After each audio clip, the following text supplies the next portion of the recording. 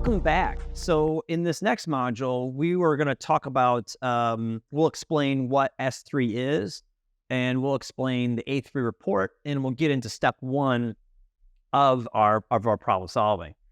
So to start with, what is this A3 report? And we'll refer to this as A3 problem solving really for the remainder, because that is what is more understood from an industry standpoint. That's pretty well known universally.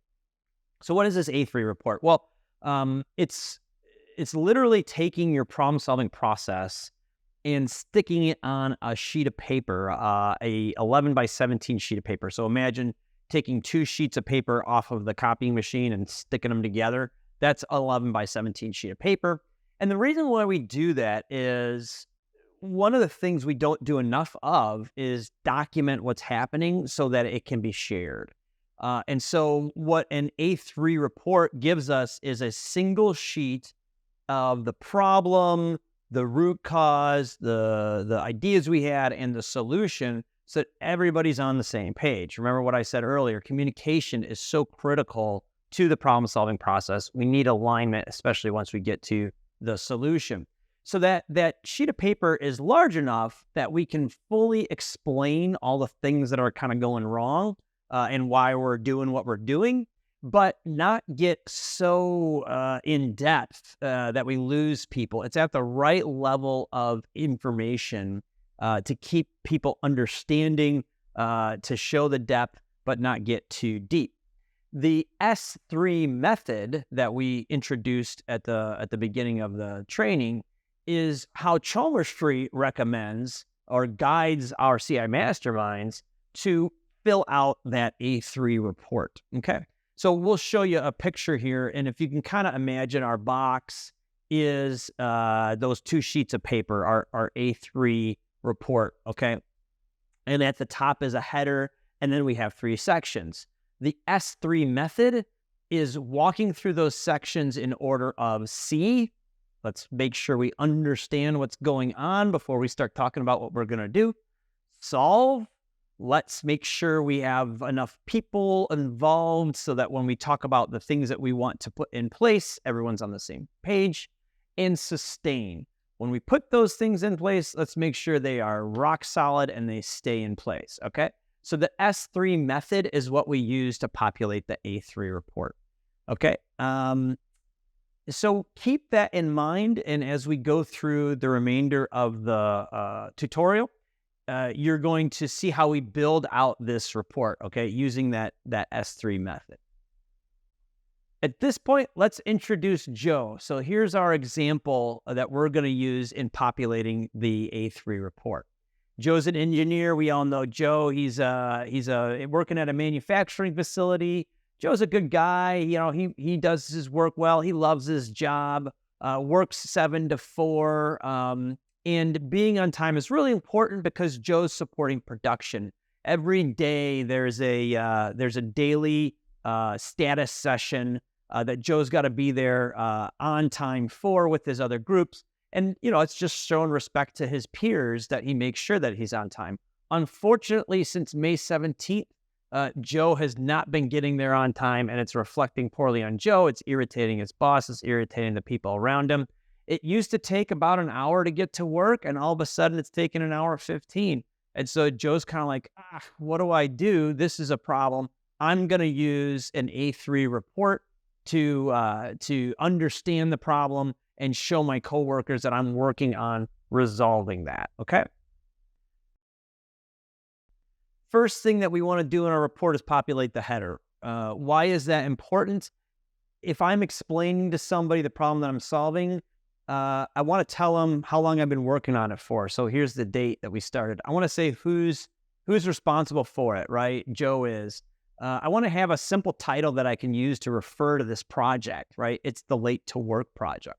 What's the process that we're focused on? Who are the team members? All those basic pieces of information are important for any documentation that we put together, but certainly very important for our problem-solving process, again, so other people understand what we're doing and why we're doing it. So then once we have the header, we can work on the first step, which is populating the C section of the A3 report.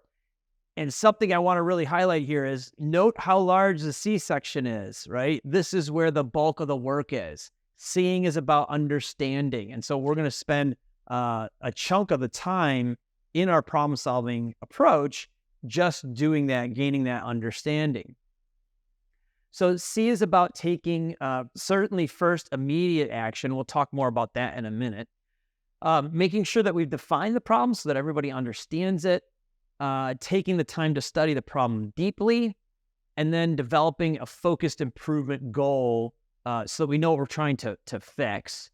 And then finally zeroing in on the root cause. All right. So we'll just look at step 1 of C in this module, and we'll go into the other steps in the later modules. And so step 1 is both a containment and a problem statement.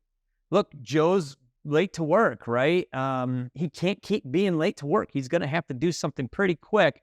And we certainly don't want Joe getting fired while he's trying to solve the problem. I recently had this conversation with a client, and I said, what is the minimum that we can do right now to take the pressure off so you're not in a management call every day? And we can use that hour management call to actually start working on root cause analysis, deeper problem solving. And so that containment helps give us the breathing room so that we can slow down a little bit and think. When we're in a rush, we're not in the best place to do problem solving. So Joe's going to get up 15 minutes earlier. It's not ideal, right? He's either going to be sleeping 15 minutes less, or maybe he's not going to be able to help his daughter out with that history report, right? He's going to steal that 15 minutes from somewhere. Ultimately, he wants to try and get some of that back. But as a containment, he's just going to get up earlier, and now his boss and his coworkers are okay. So now in our A3 report, we've got the header information, we've got the containment information. The next step is, in step 1, is to put the problem statement in. What's the problem statement? Well, frankly, I'll let you read through that. When you do your own A3, which everyone in CI Mastermind has to do, when you do your own A3, we have the module. You've been through the module on writing problem statements. Go back to that module, use that template, and it's going to make sure you get the who, what, where, when, why, how, and how many, right? And then we take that information and we put it into a problem statement that can be kind of like your elevator speech. So when people say, why are you spending time on this? You have a nice, simple statement that helps understand why this is a problem, not just for you, in this case, Joe, but it's a problem for Joe's coworkers. It's a problem for his job performance. It's a problem for his boss, right? So use the tools that we've given you and populate your problem statement. All right. One of the things we want to know is, what kind of problem is this? Is this the